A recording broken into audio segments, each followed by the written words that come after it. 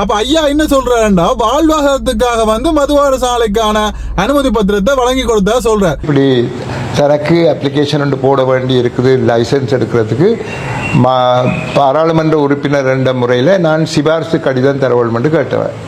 Hi hello வணக்கம். மற்றும் ஒரு காணொலி வாயிலாக இணைஞ்சிருக்கிறோம். இன்றைய நாளையும் ஒரு சில முக்கியமான விடயங்களை பற்றி கதைக்க போறோம். அதிலையும் குறிப்பாக எங்களுடைய நாட்டினுடைய 9வது நிறைவேற்று அதிகாரம் கொண்ட ஜனாதிபதியாக அன்றகுமார திசாநாயக்க அவர்கள் வந்து தன்னுடைய பதவியேற்ற நாளிலிருந்து பல்வேறுபட்ட அதிர்ச்சிகரமான சம்பவங்கள் மற்றும் கைது நடவடிக்கைகள் வந்து இடம்பெற்ற வண்ணம் இருக்கின்றது. ஒவ்வொரு தகவலாக வந்து நீங்கள் பார்த்து கொண்டு தான் இருக்கிறீங்க. அந்த அளவுக்கு வந்து இன்றைக்கு என்ன நடக்கும், நாளைக்கு என்ன நடக்கும், நாளன்றைக்கு என்ன நடக்கும் சொல்லி அவருடைய செயற்பாடுகள் ஒவ்வொன்றுமே வந்து ஒரு அதிர்ச்சி நாங்கள் வந்து வியந்து பார்க்கிற ஒரு விடயமாகத்தான் காணப்படுகின்றது. அந்த வகையில் அமைச்சர்களாக வாகனங்கள் வந்து பறிக்கப்பட்டது, அமைச்சர்களாக பாவித்த வீடுகள் வந்து பறிக்கப்பட்டது, கொழும்பில பிரதான பாதைகள் வந்து திறந்து வைக்கப்பட்டது. அது மட்டும் இல்லாமல் பாடசாலைகளுக்கு நிகழ்வுகளில் அரசியல்வாதிகள் கலந்து கொள்ளக்கூடாது என்று சொல்லி அறிவிக்கப்பட்டது. இவ்வாறாக வந்து பார்த்தீங்கன்னா ஒவ்வொரு செயற்பாடுகளும் வந்து அதிர்ச்சிகரமாக இருக்கைகளை வந்து பார்த்தீங்கன்னா சொன்னா இந்த நேற்றைய நாளையும் இன்றைய நாளையும் இந்த மதுபான சாலைகள் சம்பந்தமான பிரச்சனைகள் வந்து அதிகமாக வந்து ஊழல்கள் வெளியில வந்து கொண்டே இருக்கின்றது. அப்ப இந்த பக்கத்தை வந்து நாங்கள் ஒரு விரிவா பார்க்கல வந்து பாத்தீங்கன்னு சொன்னா ஏற்கனவே இந்த கிளிநொச்சி பக்கங்கள்ல வந்து முன்னைய காலங்கள்ல இந்த பார் சம்பந்தமான மதுபான சாலைகள் வந்து எதுவுமே இல்லை. அதுலயும் குறிப்பாக வந்து பாத்தீங்கன்னு சொன்னா இந்த 2009க்கு பிறகு எங்களுடைய யுத்தம் நடந்த பூமியில வந்து அதிகமான இடங்கள்ல வந்து இந்த பார் மதுபான சாலைகளை பார்க்கவே கிடைக்கல என்று நினைக்கின்ற போது வந்து பாத்தீங்கன்னா இப்ப 2024 2023 அதிகமாக வந்து பாத்தீங்கன்னு சொன்னா இந்த அதிகமாக மதுபான சாலைகளை வந்து பார்க்கக்கூடிய மாதிரி இருந்தது. அப்ப இதுல வந்து யாருடைய இந்த மதுபான சாலைகள், யார் வந்து இதை வந்து அனுமதி கொடுத்திருப்பாங்கன்னு சொல்லி எல்லாருமே யோசிக்கின்ற வேளையில் முன்னாள் ஜனாதிபதி ரணில் விக்ரமசிங்கே அவருடைய ஆட்சி காலத்தில் அவருடைய தேவைகளுக்கு வந்து எங்களுடைய தமிழ் எம்பிமார்கள் வந்து உதவி செய்திருக்கிறார்கள். அந்த உதவிக்கு கைமாறாக ரணில் விக்ரமசிங்கே அவர்கள் வந்து இந்த மதுபான சாலைகளுக்கான அனுமதி பத்திரத்தை வழங்கியிருக்கார். இப்படி இருக்கைகளை வந்து பாத்தீங்கன்னு சொன்னா நேற்றைய நாள்ல ஒரு முக்கியமான ஒரு எம்பி ஒரு ஆள், அதாவது விக்னேஸ்வரன் ஐயா அவர்கள் வந்து பாத்தீங்கன்னு சொன்னா இந்த இது சம்பந்தப்பட்டிருக்கிறார். கிளிநொச்சியில ஒரு ஆளுக்கு வந்து இந்த மதுபான சாலைக்குரிய அனுமதி பத்திரத்துக்கான ஒரு கோரிக்கை கடிதத்தை வந்து விடுத்திருக்கிறார் என்று சொல்லி ஒரு பேப்பர்ல ஒரு நியூஸ் வந்து வருது. இது சம்பந்தமாக வந்து பாத்தீங்கன்னு சொன்னா விக்னேஸ்வரன் ஐயாட்ட எங்களுடைய பத்திரிகையாளர்கள் வந்து பாத்தீங்கன்னு சொன்னா கேள்வி எழுப்புறாங்க. ஐயா உங்களுக்கு சம்பந்தமாக அப்படி ஒரு நியூஸ் வந்திருக்குது, என்ன சொல்ல விரும்புறீங்கன்னு சொல்லி கேட்க ஐயா விக்னேஷ் ஐயா என்ன சொல்றான்னு சொல்லி பாத்தீங்கன்னு சொன்னா உண்மைதான், நான் வந்து ஒரு சிபாரிசு கடிதம், அதாவது அந்த பிள்ளை எனக்கு தெரியும், அவங்க குடும்பத்தை எனக்கு தெரியும், ஒரு வாழ்வாதாரத்துக்காக சிபாரிசு பண்ணி நான் இந்த மதுபான சாலைக்கான அனுமதி பத்திரத்தை வழங்கியிருந்தேன். 2 கோடி 3 கோடி வாங்கியிருக்கேன் சொல்றாங்க. ஆனா இது சம்பந்தமாக இதெல்லாம் வந்து இன்னில சாட்டப்படுகின்ற ஒரு குற்றச்சாட்டாகத்தான் நான் பார்க்கிறேன். ஆனா இது ஒரு வாழ்வாதாரமாகத்தான் வந்து நான் இதை செய்து கொடுத்தேன் அப்படின்னு சொல்லி ஐயா சொல்றார். அண்மை காலமாக சமூக ஊடகங்களில் ஒரு பேசு பொருளாக இருக்குது. மதுபான வரி அனுமதி பத்திரம் வந்து தமிழ் பாராளுமன்ற உறுப்பினர்களுக்கு முன்னாள் ஜனாதிபதி ரணில் வழங்கியதாகவும், இன்றைய தினம் சில பத்திரிகைகளில் தங்களுடைய சிபாரிசிலும் ஒரு மதுபான அனுமதி பத்திரம் கிளிநொச்சியிலே வழங்கப்பட்டதாகவும் செய்திகள் வெளியாகிருக்கிறது. இந்த செய்தி இந்த உண்மைத்தன்மையோட அதாவது என்னிடம் வந்து இந்த பெண் நடராஜா என்ற மகள், அவருடைய தாய் தாப்பனை எனக்கு தெரியும், வந்து இப்படி சரக்கு அப்ளிகேஷன் ஒன்று போட வேண்டி இருக்குது லைசன்ஸ் எடுக்கிறதுக்கு பாராளுமன்ற உறுப்பினர் என்ற முறையில் நான் சிபாரிசு கடிதம் தரவேண்டும் கேட்டவன். அப்போ அவருடைய குடும்பத்தை நான் தெரிஞ்சு வச்சிருந்தபடியால் சிபாரிசு கடிதம் ஒன்று கொடுத்துறான்.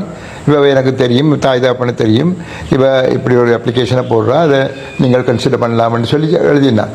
ஆகவே அது கடிதம் கொடுத்தது உண்மை. அதே மாதிரி எத்தனையோ விஷயமா ஆக்கள் வந்தால் அவை இந்த பின்னணியை அறிஞ்சு ஆக்கள் நல்ல ஆக்களோ தெரிஞ்ச ஆக்களோ பார்த்துட்டு நாங்கள் கடிதம் கொடுப்பது வழக்கம். அதே போன்று நான் ஒரு கடிதத்தை கொடுத்தது உண்மை. இனி அதில் இருந்து என்ன விற்கிறதும் காசு எடுக்கிறதும் லட்சம் கோடி என்றெல்லாம் கதைக்கினா அதில் பற்றி எனக்கு ஒன்றுமே தெரியாது. எனக்கு அப்படியெல்லாம் செய்ய வேண்டிய அவசியம் இல்லை, அப்படி நான் செய்கிற ஆளும் இல்லை. ஆகவே இதெல்லாம் அதாவது என்னை ஏதோ ஒரு விதத்திலே அரசியல் ரீதியாக என்னை அடிக்க வேண்டுமென்றதுக்காக வேண்டி நடந்த ஒரு சாதாரண விஷயத்தை, அதாவது ஒரு சிபாரிசு கடிதத்தை கையளித்ததை வச்சு இதிலே இருந்து ஏதோ ஒரு பெரிய பூதம் இருக்குது என்று காட்டுறதுக்கு பார்க்கிறார்கள். அதெல்லாம் என்ன எதுவும் செய்யாது. அப்போ யோசிச்சு பாருங்க, 2009க்கு பிறகு யுத்தம் நடந்த காலப்பகுதிகளில் எங்களுடைய மக்கள் வந்து எவ்வளவோ கஷ்டப்பட்டு கொண்டிருக்கிறாங்க. சாப்பிட்றதுக்கு சாப்பாடு இல்லாமல், காசு இல்லாமல் எவ்வளவோ இன்னல்களுக்கு மத்தியில் வந்து வாழ்ந்து கொண்டிருக்கின்ற வேளையில் அப்போ ஐயா என்ன சொல்றாருண்டா, வாழ்வாதாரத்துக்காக வந்து மதுபான சாலைக்கான அனுமதி பத்திரத்தை வழங்கி கொடுத்தா சொல்றார். இப்போ இதுவரைக்கும் வந்து கிராம உத்தியோகத்தாளர் இருக்கட்டும், பிரதேச செயலங்களாக இருக்கட்டும், மக்களுக்கு தேவையான ஒரு வாழ்வாதாரம் என்று சொல்லி சொன்னா ஒரு கோழியோ ஆடோ மாடு, அப்படி இல்லைன்னா கோழி வளர்க்குற ஒரு கூடு, அப்படி இல்லையா நீங்க தச்சு வேலை செய்றீங்கன்னு சொல்லி சொன்னா உங்களுக்கான ரில்லர் கிரைண்டர் என்று சொல்லி கொடுப்பாங்க.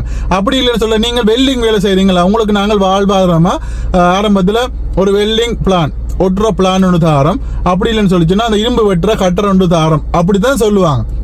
அதுதான் வந்து எங்களை பொறுத்த வரைக்கும் வாழ்வாதாரம் என்ற ஒரு அடிப்படை ரீதியில வந்து மக்களுக்கு, கஷ்டப்பட்ட மக்களுக்கு வந்து கொடுக்கின்றது ஒரு சாதாரணமான ஒரு விடயம். வாழ்வாதாரம் வந்து அப்படித்தான் இருக்கும். ஆனா ஐயா என்ன சொல்றாரு, விக்னேஸ்வரன் ஐயா என்ன சொல்றாருன்னு சொல்லி பாத்தீங்கன்னு சொன்னா, ஒரு சிபாரிசின் அடிப்படையில் ஒரு வாழ்வாதாரத்துக்காக அங்க இருக்கின்ற ஒருவருக்கு வந்து இந்த அனுமதி பத்திரத்தை நான் வழங்கி கொடுத்தேன் என்றதை வந்து ஒரு விடயமாக சொல்லிக் கொண்டிருக்கின்றார். அதாவது விக்னேஸ்வரன் ஐயா மட்டும் இல்ல, இன்றைய நாளில் நிறைய பேருடைய பேரும் வந்து அடிபட வலிக்கின்றது. ஸ்ரீதரன் ஐயாவுடைய பேர்களும், அது மட்டும் இல்லாம அங்கேயும் ராமநாதன் அவர்களும் வந்து பாத்தீங்கன்னு சொன்னா ஒரு பார் லைசன்ஸுக்கு அனுமதி பத்திரத்துக்கு வந்து சிபாரிசு பண்ணிக்கிறார் என்ற ஒரு தகவலும் வந்து வெளியில இன்றைய நாளில் கசிந்து கொண்டிருக்கின்றது. இப்படியாக எங்களுடைய தமிழ் அமைச்சர்கள் மேல வந்து பாத்தீங்கன்னு சொன்னா மக்கள் மேலே கரிசனை கொள்ளாது, மக்களுக்கு வந்து ஏதாவது உதவி செய்யணும், மக்கள் எவ்வளவோ கஷ்டப்படுறாங்க, அவங்களுக்கு ஏதாவது நலத்திட்டங்கள் வந்து நாங்கள் செய்யணும் என்று சொல்லி நிறைய விடயங்களை என்ன செய்யறாங்கன்னு சொல்லி பாத்தீங்கன்னு சொன்னா காசுகளை வாங்கி கொண்டு அவங்க பார் லைசன்ஸ், அதாவது மதுபான சாலைக்கான அந்த அனுமதி பத்திரங்களை வழங்கி கொடுக்குறாங்கன்றதான் வந்து இதன் மூலமாக தெரிகின்றது. இப்படியாக வந்து பாத்தீங்கன்னு சொன்னா இந்த கிளிநொச்சி மாவட்டத்தில் இருக்கின்ற அத்தனை மதுபான சாலைகளும் வந்து இப்படித்தான் வந்திருக்க வேண்டும் என்றது வந்து இதன் மூலமாக தெரிகின்றது. இதுக்கு பின்னால நிறைய தமிழ் பாராளுமன்ற உறுப்பினர்கள் கண்டிப்பாக இருக்கின்றார்கள். இன்னும் ஒரு சில நாட்கள்ல எல்லோருடைய முகத்திரைகளும் வந்து கண்டிப்பாக கிழிக்கப்பட போகின்றது. அதுவும் குறிப்பாக ரணில் விக்ரமசிங்க அவருடைய ஆட்சி காலத்திலே வழங்கப்பட்ட அத்தனை 300க்கும் மேற்பட்ட 300 மதுபான சாலைகளுக்கான அனுமதி பத்திரங்கள் வந்து இனி வருகின்ற காலங்களில் ரத்து செய்யப்படப்படுகிறது என்று சொல்லி அன்றகுமார் திசாநாயக்க அவர்கள் வந்து அதிரடியான ஒரு நடவடிக்கையை வந்து மேற்கொண்டிருக்கிறாரு. இன்னும் பல பேர் ஊழல்ல சிக்கி இருக்கிறார்கள், அவருடைய பேர் பட்டியலும் வந்து வழங்கப்படும் என்று சொல்லி ஒரு தகவல் ஒன்று இன்றைய நாளையும் நேற்றைய நாளையும் பலவறுபட்ட பிரச்சனைகளுக்கு மத்தியிலையும் வந்து வெளியாகிய வண்ணமே இருக்கின்றது. ஒவ்வொரு நாளும் அதிரடியான சம்பவங்கள் வந்து இடம்பெற்றுக் கொண்டு இருக்கின்றது. எங்களுடைய நாடு ஒரு சுவீட்சத்தை நோக்கி, ஒரு வளர்ச்சியை நோக்கி, ஒரு அபிவிருத்தியை நோக்கி செல்வதற்கு நாங்களும் எங்களுடைய ஜனாதிபதியோடு சேர்ந்து செயற்படணும் என்று சொல்லி எங்களுடைய புலம்பெயர் தேசத்தில் இருக்கிற மக்கள் வந்து ஒவ்வொருவரும் வந்து குரல் கொடுத்து கொண்டிருக்கின்றார்கள். எங்களுடைய ஒரு மாத சம்பளத்தை வந்து நாங்கள் வைப்பில் இடுறோம், எங்களுடைய நாட்டினுடைய கடனை கட்டுவதற்காக நாங்கள் முன்னிப்போடு செயற்படுவோம், முன்னின்று வாரம் என்று சொல்லி நிறைய பேர் வந்து தங்களுடைய கருத்துக்களை வந்து டிக்டாக் பக்கத்திலையும் பேஸ்புக் பக்கத்திலையும் வந்து சொல்லிக் கொண்டிருக்கிறாங்க. இவ்வாறாக எங்களுடைய நாடை வந்து ஒரு வளர்ச்சி போக்குக்கு கொண்டு செல்வதற்காக ஜனாதிபதியோடு சேர்ந்து நாங்களும் செயற்படுறோம் என்று சொல்லி மக்கள் நிறைய பேர் தங்களுடைய கருத்துக்களை வந்து சொல்லிக் கொண்டிருக்கிறாங்க. அது மட்டும் இல்லாம நேற்று இரவு வந்து பாத்தீங்கன்னு சொன்னா பெட்ரோலுடைய விலைகள் வந்து குறைக்கப்பட்டிருக்கின்றது, டீசலுடைய விலைகள் வந்து குறைக்கப்பட்டிருக்கிறது. அது மட்டும் இல்லாம மக்களுடைய அத்தியாவசிய பொருட்களினுடைய விலைகளும் வந்து சிறிது சிறிதாக வந்து குறைக்கப்பட்டு கொண்டிருக்கிறது. மக்கள் எல்லாருமே வந்து இப்ப சந்தோஷத்தில் இருக்கிறாங்க. இனி வருகின்ற காலங்களில் எவ்வாறு நடவடிக்கைகள் வந்து இடம்பெற போகுதுன்றதை வந்து நாங்கள் உன்னிப்பாக வந்து கவனிப்போம். அது மட்டும் இல்லாமல் இன்னொரு விடயம், இன்றைய நாளில் வவுனியா மாவட்டத்தில் வந்து ஒரு போராட்டம் ஒன்று இடம்பெற்றிருந்தது. இந்த சிறுவர் தினத்தை முன்னிட்டு வவுனியா மாவட்டத்தில் அது காணாமல் ஆக்கப்பட்டவருக்காக ஒரு போராட்டம் ஒன்று இடம்பெற்ற வேளையில் வந்து பார்த்தீங்கன்னு சொன்னா ஒரு நபர் அந்த போராட்டத்தை வந்து குழப்புவதற்காக அந்த பெண்களோட முன்னுக்கு பிறனாக வந்து நிறைய விடயங்களை வந்து கதைக்கிறாரு. நான் வந்து அன்றகுமார திசாநாயக்கருடைய ஆள், நீங்கள் தேவையில்லாமல் நீங்கள் இந்த போராட்டங்கள்ல ஈடுபடாம கலைஞ்சு போங்க, அப்படி இல்லைன்னு சொல்லிட்டா போலீசாரை கூட்டிக் கொண்டு வந்து நாங்கள் கைது செய்வோம் என்ற மாதிரியும் வந்து நிறைய விடயங்களை வந்து அதில் கதைச்சாங்க. ஆனால் அந்த பெண்கள் வந்து ஒரு சளைக்காம நீ என்ன கதைக்கிறது, நாங்கள் இது எங்கட நாடு, நாங்கள் போராடுவோம், எங்கட இனம், எங்கட ஆக்கெல்லாம் வந்து காணாமல் ஆக்கப்பட்டவர்கள், அதனால நாங்கள் போராடுறோம், அமைதியான முறையில் நாங்கள் போராடுறோம், நீ யார் கதைக்கிறதுக்குன்னு சொல்லி தங்களுடைய துணிவை வந்து காட்டிக்க எங்களுடைய வீர பெண்களுடைய செயற்பாடையும் வந்து இந்த வீடியோ பதிவு இணைக்கிறேன். பாருங்க, பார்த்துட்டு மறக்காம இது 2 சம்பந்தமாகவும் உங்களுடைய கருத்துக்களை மறக்காம சொல்லுங்க. இன்னொரு காணொளி வாயிலாக சந்திக்கிறேன். பாய்.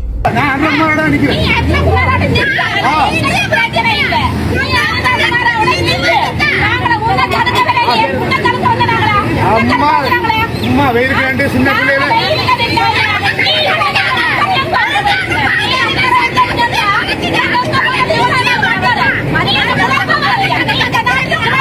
ஆட்சி மாறிட்டு சரியா நாய் நாயில சும்மா எல்லாம் போயிட்டு போங்க.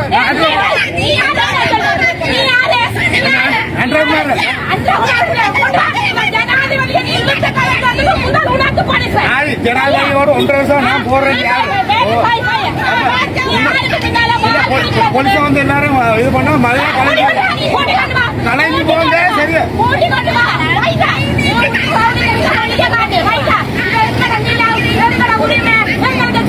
உரிமை நாட்டி நின்று